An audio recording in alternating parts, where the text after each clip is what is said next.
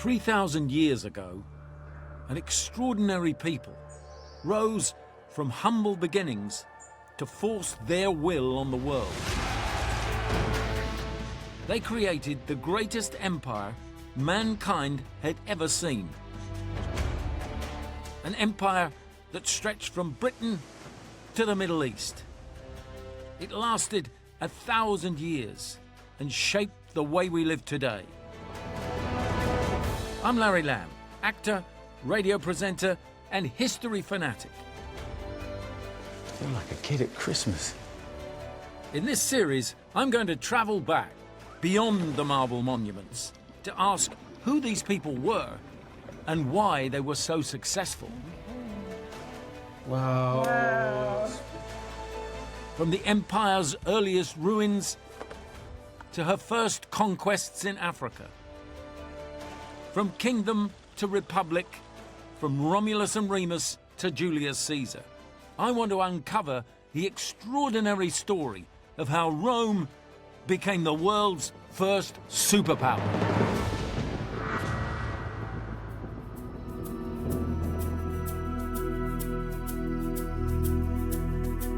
(400 BC). Rome is now 300 years old and a powerful city-state. General Camillus has destroyed the neighbouring city of Veii and conquered Rome's bitter enemies, the Etruscans. The Roman army seemed invincible, and the world theirs for the taking. But just 6 years later, disaster. When Rome faced a cataclysmic event that turned everything on its head.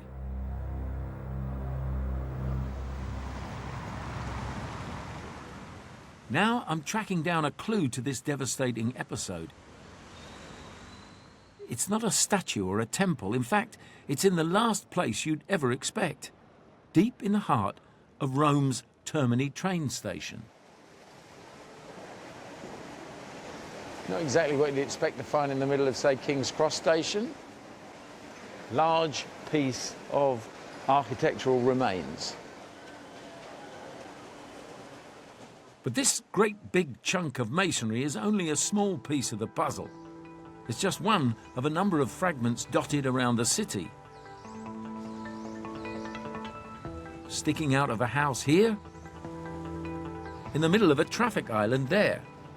A roundabout in the middle of Rome. Fantastic.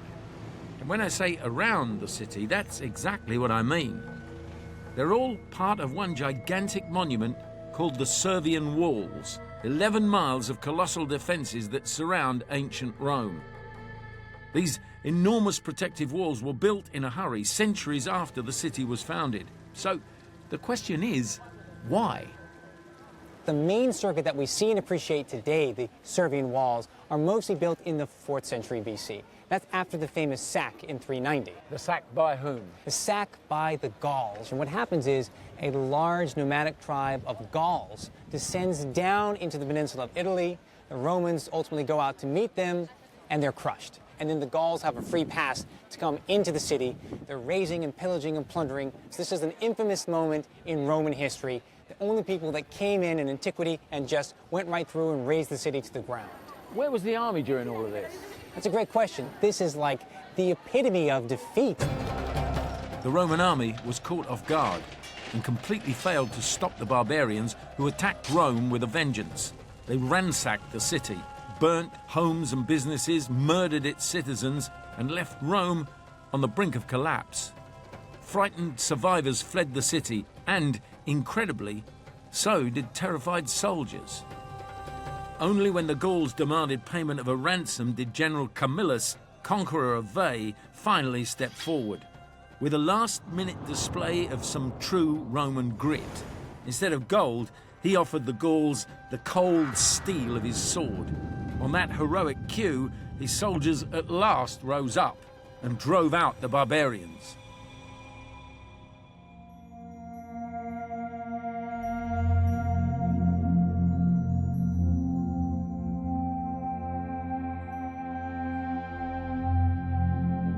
I never realised that Rome had come so close to destruction and that the citizens were about ready to desert the city. But when you see the size of those new walls that they built, you really understand just how psychologically battered they'd been.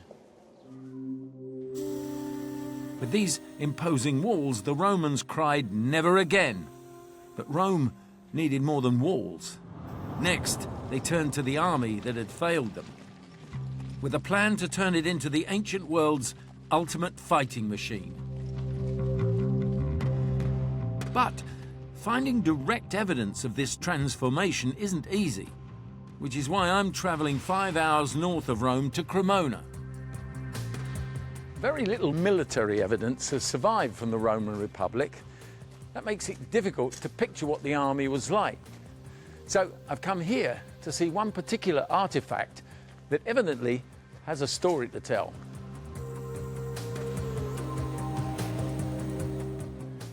It's housed at Cremona's museum, but not on display to the general public. This rare and precious piece of Roman history is kept securely locked in the depths of the museum's archives, and I've been given the chance to see it at close hand. I feel like a kid at Christmas. They're even letting me remove the final layers of wrapping to reveal. This is a Roman soldier's helmet. It's inscribed as well. The owner of the helmet inscribed it himself. It has his name, M, which is an initial for Marcus, and then there's AR, which is Aruntus. It's the name, in fact, of his owner. He was a slave, a freed slave. Oh, was he? And then we have a P, which means pound, and the numeral 8. So what he's telling us is this helmet belongs to Marcus Patrolius, the freed slave of Aruntus, and this helmet weighs 8 pounds. Can I pick it up? Oh, sure. Can I? Just to get a sense. It's not too bad, you know what I mean? Not too bad. You wouldn't want to be in the hot sun with it all day long. You'd know you'd been wearing it. That would be just about bearable, I think. The point is, this helmet dates from the 3rd century BC, which means it was one of the very last to be handmade by a slow and laborious process of casting and hammering. This is old, pre-transformation technology. If Rome was going to radically increase the size of its army, they needed something far more efficient than this cottage industry approach. So they turned to the lathe. The Roman version would have been animal or slave powered, but it still allowed a skilled craftsman to transform a bronze disc into a basic helmet shape in a fraction of the time. Were the Romans actually doing this on an industrial scale? Probably, yes, to standardize and to speed up the production of great number. Right.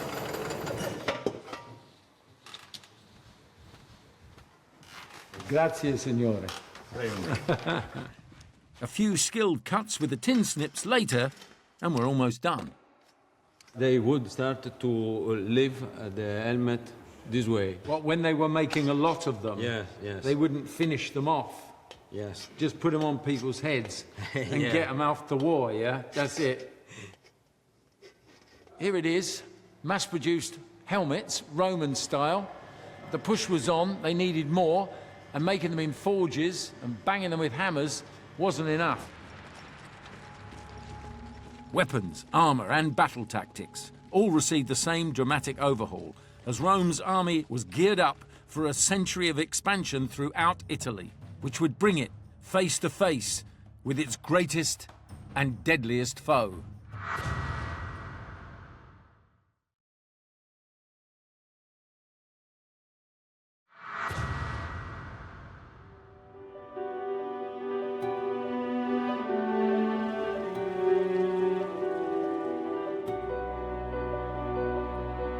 Rome had almost been destroyed by the Gauls in 390 BC.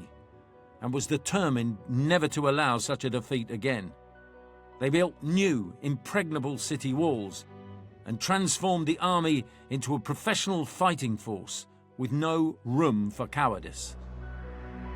Reading Polybius here about the Roman military system, you get a good understanding of what the discipline was like. I mean, desertion, for example, a single man was punished by what they called decimation, when every 10th man in the cowards' cohort was beaten to death by 9 of his comrades. And if you fell asleep on sentry duty, the punishment was being stoned to death. So they really didn't mess around, did they? Fueled by the humiliation of defeat, the Romans decided the best form of defense was attack. They embarked on a century of aggressive expansion, conquering and assimilating city after city, tribe after tribe.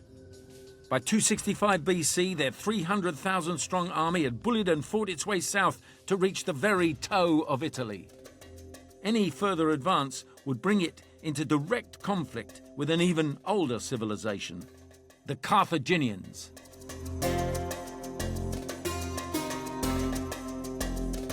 The city of Carthage, now in modern Tunis, was the Rome of North Africa, with origins reaching all the way back to the 9th century BC.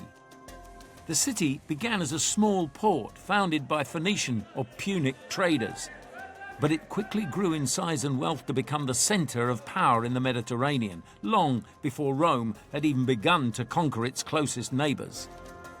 At its peak in the 3rd century BC, the Carthaginian Empire stretched from modern Tunisia all the way to Spain and controlled all sea trade in the Western Mediterranean. But who exactly were the Carthaginians? For a rare insight into the sheer sophistication of Rome's great Punic rivals, I'm making my way to the remarkably well-preserved ruins of a coastal town called Carthage.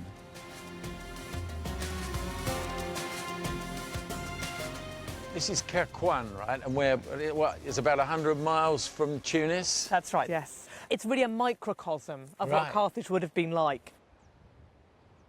This is basically a fishing village. This is a really small place, but it still has these incredibly grand houses.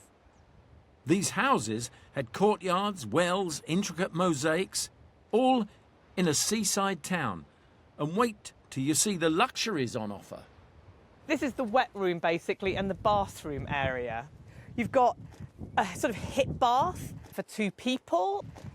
I've got to have a sit in there.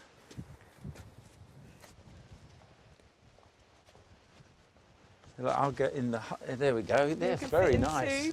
Rather liking this. Get the slaves to bring a little bit of... Well, I've done maybe some ass's milk. Yeah, yeah. We've got a little holder here. It could be a soap holder. It's filled with warm water. It'd be absolutely lovely. And you also have public baths here, and you can have sacred areas with pools in.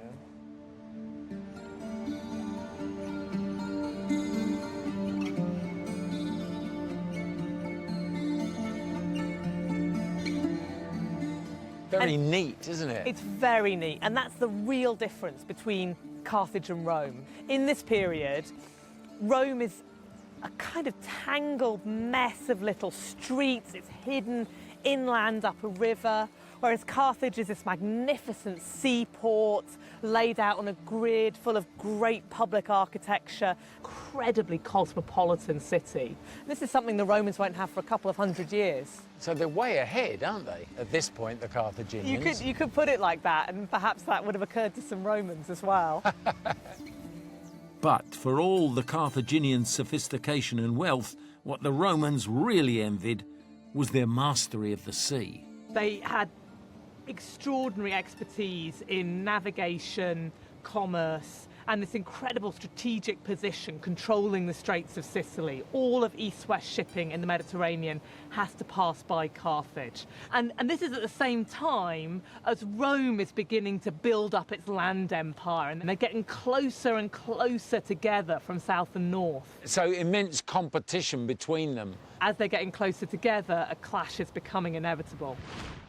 The Romans had come face to face with their greatest adversary yet. Now it was just a matter of when they would clash and where.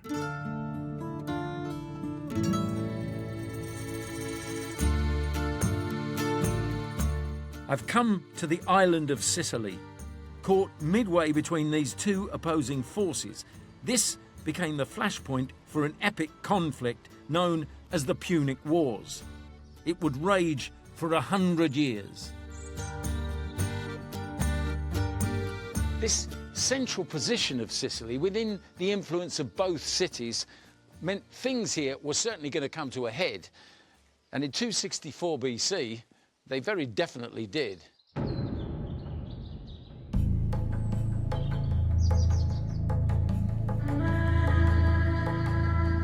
A local dispute gave the Romans the excuse they needed. In a deliberately provocative move, they sent supplies and troops to support one side, forcing the Carthaginians to support the other. The clash for supremacy in the Western Mediterranean had begun. But in confronting this new enemy, Rome faced a significant problem. The Carthaginian Empire had been built on the strength of its navy. So, to achieve an undisputed victory, Rome needed to defeat them out there, at sea. But with no navy and no naval tradition, how could the land-based Romans challenge this established maritime power and expect to win? The answer to that was revealed in an astonishing archaeological discovery. In the 1970s, the timbers of a Carthaginian warship were recovered from the depths. They suggest that these master craftsmen might have scored a spectacular own goal. It was a very important moment for the Romans. We found a ship. It was a Punic warship. We found in the planks Punic writings that were done by the carpenter to join the different pieces. So each piece had a number or a figure, A number of figures. and that fitted into that piece. These Punic symbols were basically assembly instructions for a sort of flat-pack navy, telling Carthaginian shipbuilders which piece fitted where. Trouble was, if they could read them, so could the Romans. This, I think, that helped so much the Romans. They were taking some boats, some ships, they were taking to their docks, then they were dismantling Yeah. and studying how they were built. They took them to pieces, yeah, Yes. and looked at each piece and how that fitted Yes, together. yes. They understood little by little how to build a ship. The Romans immediately set to work and built a fleet of 120 warships in just 60 days. But with no tradition of navigation or fighting at sea, they still needed to rely on their skills as a land army. But how? Their solution was sheer genius. It was a secret weapon that would take the Carthaginians completely by surprise. It was known as the corvus, the crow. It was a hinged wooden bridge that swung out over the bow of the ship and dropped onto the enemy vessel. Giant spikes on the underside smashed into the timbers and pinned the two ships together, allowing the Romans to board the enemy ship. The corvus had its first outing at the Battle of Mylae, off northern Sicily in 260 BC, and it took the Carthaginians completely off guard. The corvus effectively turned the battle into a fight on land, giving the Romans the advantage they needed. They sank or captured 50 enemy ships and lost just 11 of their own. But the war raged on for another 20 years, allowing Rome to sharpen their seafaring skills until they could take on the Carthaginians at their own game. Nowhere was this demonstrated more clearly than in 241 BC, in the biggest sea battle of the First Punic War, the one that would decide the outcome. Everything we know about this battle comes from histories written at least 60 years after the event, so we can't be sure how reliable they are. But now, state-of-the-art underwater archaeology is providing hard evidence and turning myths into reality and revealing the first ancient naval battle site. And I'm going to get to go and see it firsthand.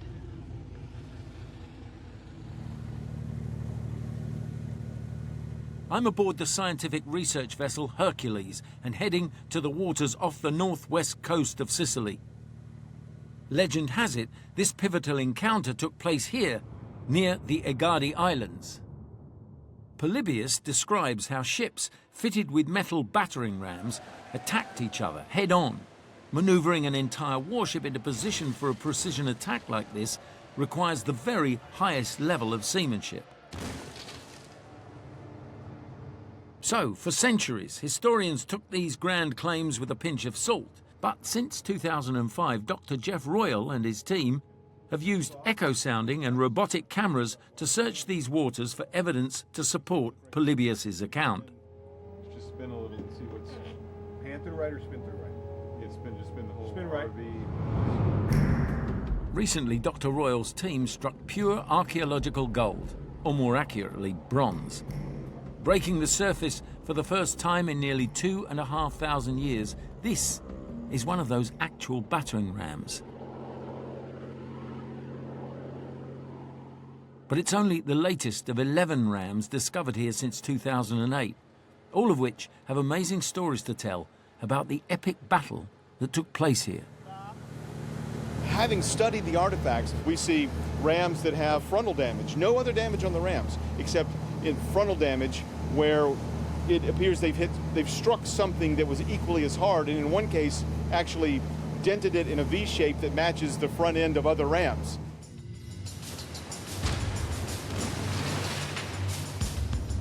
It must have been an incredible sight. 450 warships jostling for position, trying to smash and tear holes in the enemy, all fueled by a bitter mutual hatred.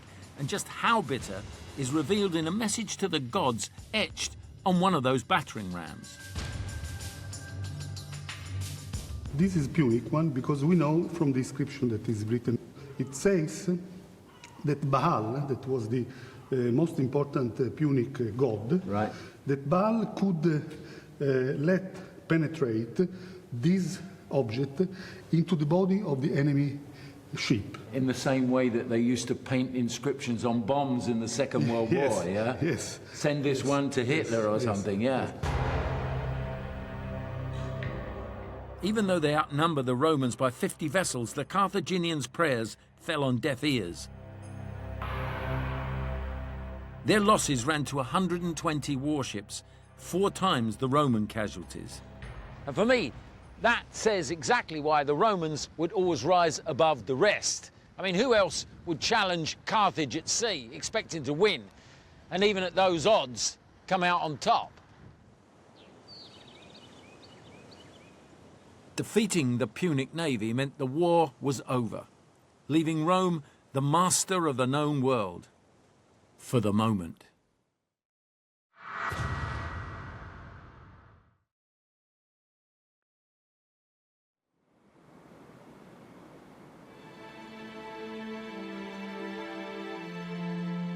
(241 BC), Rome had won the First Punic War by seizing control of the Western Mediterranean and leaving Carthage a broken empire.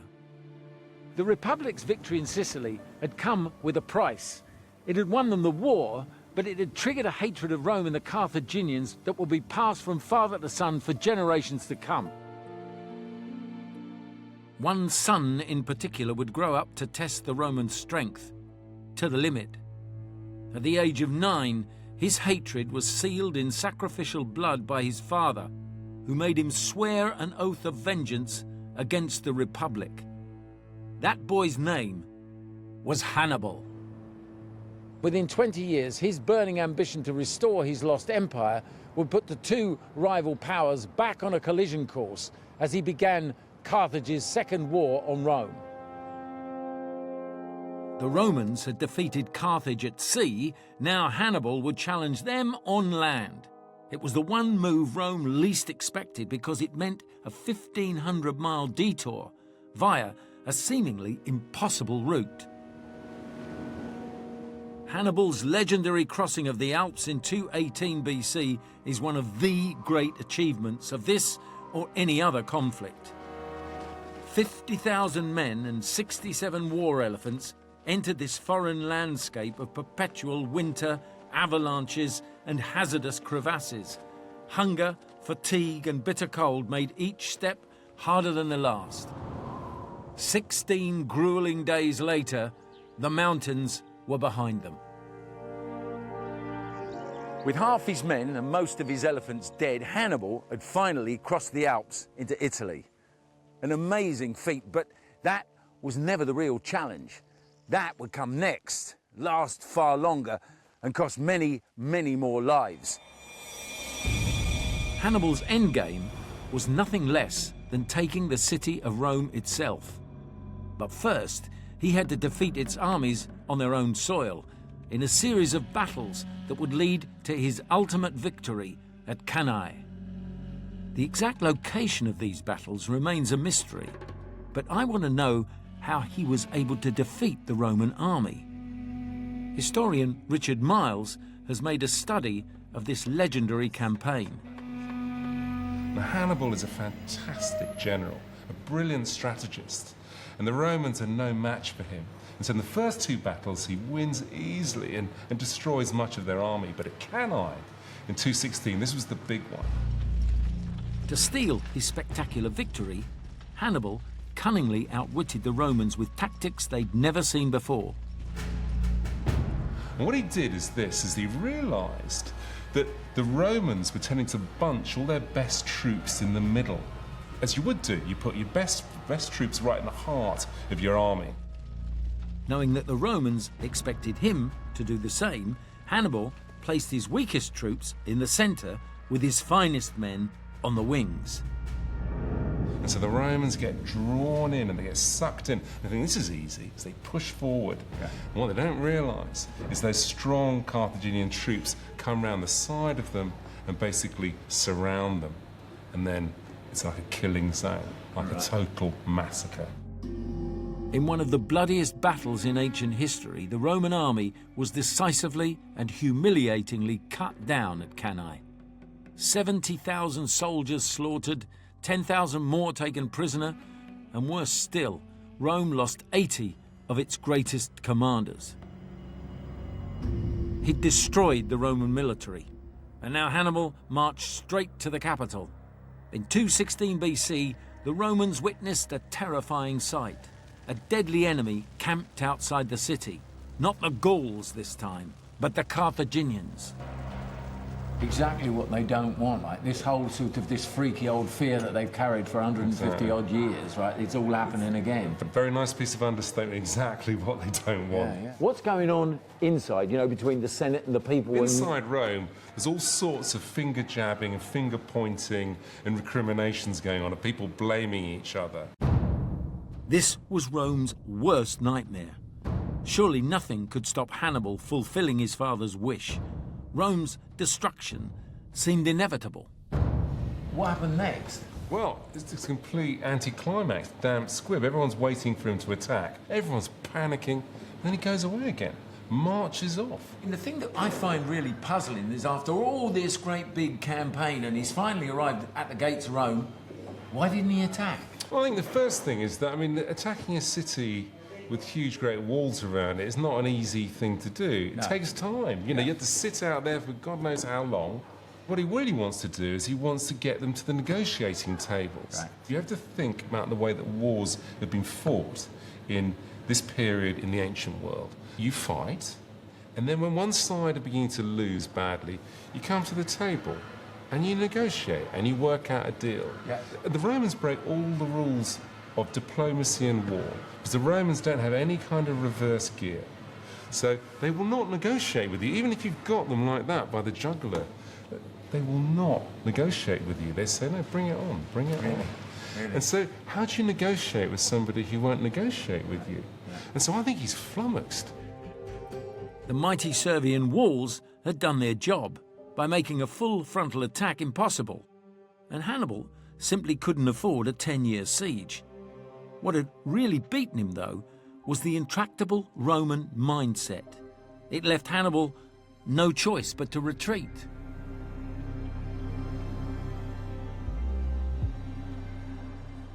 Typically, the Romans' first thought was vengeance. This was especially true of one general who'd lost his father and uncle in the fight with Hannibal. His name was Scipio Africanus. Just as Hannibal hated Rome, Scipio hated Carthage. All he needed was an opportunity for revenge. His chance came 14 years later in 202 BC. As consul, Scipio took an invasion force of 35,000 men to North Africa, vowing to defeat Hannibal once and for all. But Hannibal's army boasted even greater numbers, 40,000 soldiers and 80 war elephants. These two opposing forces came together at Zama, somewhere out there on the African plains. On the eve of battle, Hannibal and Scipio stepped forward to meet face to face. Between these two men, control of the whole Mediterranean world was hanging in the balance. According to Polybius, Hannibal was the first to speak. Our rival claims on Sicily first made us enemies. I wish Rome had never coveted lands outside Italy, nor Carthage any outside Africa. All that remains for us now is to put an end to this obstinate hostility. I, for one, am ready to do this. To sweeten the deal, Hannibal even offered to relinquish the Carthaginians' claim to Sicily, Sardinia and Spain, which would leave Rome the master of the Mediterranean. Hannibal's offer seems to be quite reasonable. What does that tell us about the position the Carthaginians were in at the time? Well, the problem is he's got nothing to offer. He's offering to vacate these possessions outside Africa, but the Romans have already taken all these possessions. So it's a reasonable offer, but in the position he's in, it's a silly one, as Scipio points out to him. If you had left Italy voluntarily, you would not have been disappointed in your request. But as we have conquered your land, things are very different. What is my conclusion? That you must submit yourself and your country to Rome unconditionally, or else conquer us on this battlefield. How does Hannibal respond? Well, the conversation's over at that point. Hannibal can't unconditionally surrender on behalf of the Carthaginians, so the battle's on. The Carthaginians had almost double the number of infantry, plus Hannibal's 80 war elephants. But Scipio had the advantage. The Romans have finally learned how to deal with elephants by this stage. So as soon as the battle starts, the Romans start blowing their trumpets right at the elephants, which panics the poor animals. Half of them turn around and trample their own forces. The other half carry on into the Roman ranks, but the Romans are ready for them, and they simply open up huge corridors in among the infantry, and they simply pass through the Roman troops. Scipio then shrewdly deployed the tactics he'd learned from studying Hannibal's campaigns. The Roman cavalry easily routs the Carthaginian cavalry, then comes round the back, outflanks the Carthaginian army, and basically it's a massacre. Right. 20,000 Carthaginian dead, 20,000 enslaved, against 1,500 Romans killed. But these losses were only part of the price the Carthaginians would pay for their failure at Zama. As well as a financially crippling indemnity of 10,000 silver talents, Scipio made sure he hit Carthage where it really hurt. With the exception of 10 warships, their entire fleet was sailed out into the bay and burnt in front of the city. So brutal, isn't it? Burned all their ships, I mean, the source of all their wealth. Yeah. It was an important statement for the Romans to make. Yeah. The reparations alone were intended to put Carthage out of commission once and for all. But the Carthaginians had survived Rome's hard-nosed peace settlements before and managed to pull themselves back from the brink. So it sort of leaves me wondering, despite Scipio's tough talk, if Rome had actually done enough.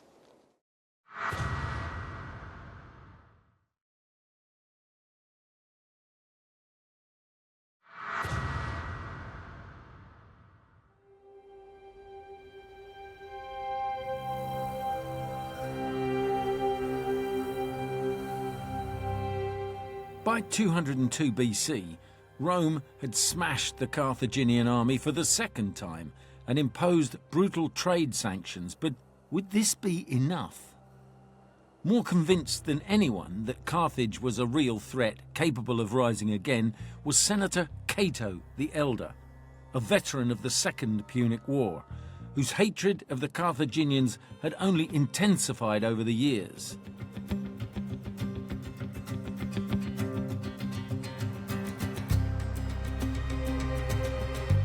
I've come to Tunis, site of the old city of Carthage.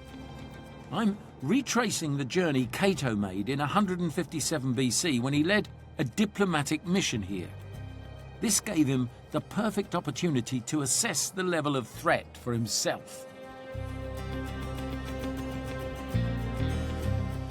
Cato was expecting to see a city on its knees, but what he found here absolutely appalled him. Carthage was obviously prospering, which convinced Cato that it must also be rearming. But was he right? You would indeed have found a really thriving city here. And Polybius tells us that Carthage was the richest city in the world. The first thing he would have seen when he was coming into the harbour would have been the incredible sea walls that were plastered in white so they would look like marble, really spectacular entrance to the city. And then when he got inside, he'd have found this thriving city full of wealth, full of weapons, full of young men of military age, he says. And it's a real danger to Rome. They found a lot of timber, which could be used to build boats, but they didn't find the boats. But that might be because they didn't actually come into this part of the harbour, because this was behind an extra wall. Really? Yeah. So it was a hidden... This was a hidden part of the harbour. Right. And behind it was something extraordinary, a massive naval shipyard where the Carthaginians were building a secret navy. This looks to me like something of a slipway, yeah? Right, and it's not the only one. This entire island in the middle of this circular port is a shipshed complex. You could probably fit 50 or 60 ships all in slipways like this. And around the edge of the port, there was a whole other set of slipways. Altogether, you could probably fit 170, 180 ships in here. And we're talking large ships. We're talking the kind of ships that you could take to war. So what we seem to see here is probably some kind of military complex. This model of the original shipyard reveals an astonishing piece of military engineering. Cato may never have laid eyes on it, but he'd already seen enough to confirm his suspicions. He rushed back to Rome and louder than ever repeated his battle cry, Carthago delenda est, Carthage must be destroyed. The Senate took him seriously, and the Romans instantly attacked, catching the Carthaginians by surprise. They surrounded the city and discovered the Carthaginian secret armada. They now had their most bitter enemy by the throat. The Romans forced them to disarm. They completely disarmed. And then the Romans told them, we will only make peace with you if you move 10 miles inland and we destroy your city. And naturally, the Carthaginians couldn't accept that, so they decided to stay and fight. In 146 BC, the Romans launched their final attack on Carthage. Nothing would be spared.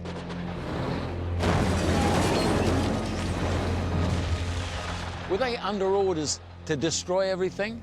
They seem to have been. They seemed to be under orders to kill everyone they met, and when the soldiers were cleared, they burnt. It's easy to destroy the lower city. It was much more difficult to destroy the Birsa Hill, the citadel, and so that was the very last point that they attacked. With the lower city in flames, Birsa Hill became the last refuge of the Carthaginian people. These few ruined houses are all that remain of this once magnificent city, the site of a final, desperate struggle for survival. What the people who live here are doing is they're going up to the roofs of these houses. So and these are the lowest, this is the This lower is just the lowest section stories. here. Well, these are the stone sections. Yeah. Above there would have been 6 stories of wood. And what happens is that they're raining missiles and torches down on the Romans trying to come up the hill towards the summit. Eventually what the Romans realise they have to do is they start taking the houses systematically from the bottom, and then they come up to the top. They throw the inhabitants down 6 stories into the street below them. Down into where we're standing now. Down into where we're standing now.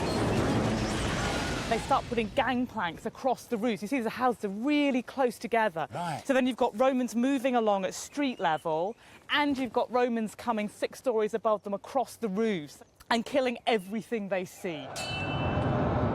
And they have to keep the way clear for the soldiers to keep coming up. They keep getting reinforcements. So they organise these cleaning parties. And of course, what they're clearing isn't just the debris from the buildings and so on. It's the people.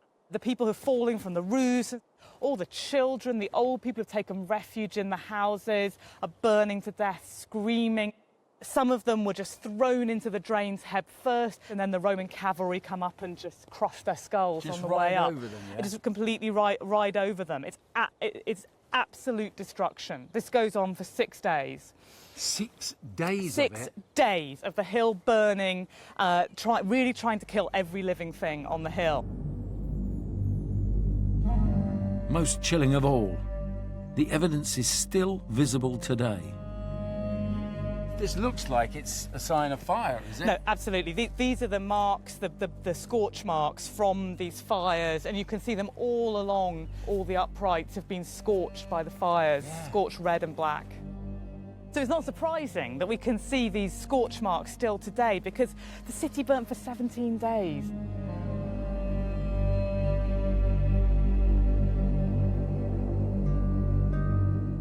The clash of civilizations was over.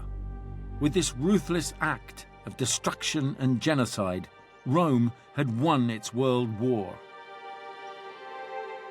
Carthage fell. And of course, that didn't just spell the end for it as a city.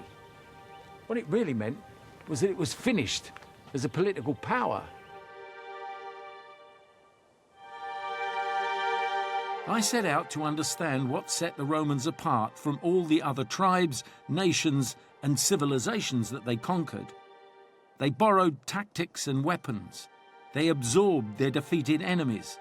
And they even learned from their own disasters. But that wasn't all. I think my old friend Polybius will sum it up best. Even if they happen to be defeated at the outset, the Romans carry on the war with all their resources.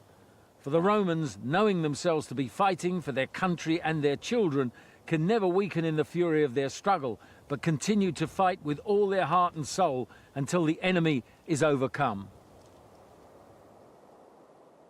The Mediterranean was theirs. They named it Mare Nostrum, our sea. Rome was now master not just of a republic, but of an empire. Next time, I learn how Rome turned its back on its own citizens and discover the unlikely hero who fought for justice for the people but paid for it with his own life.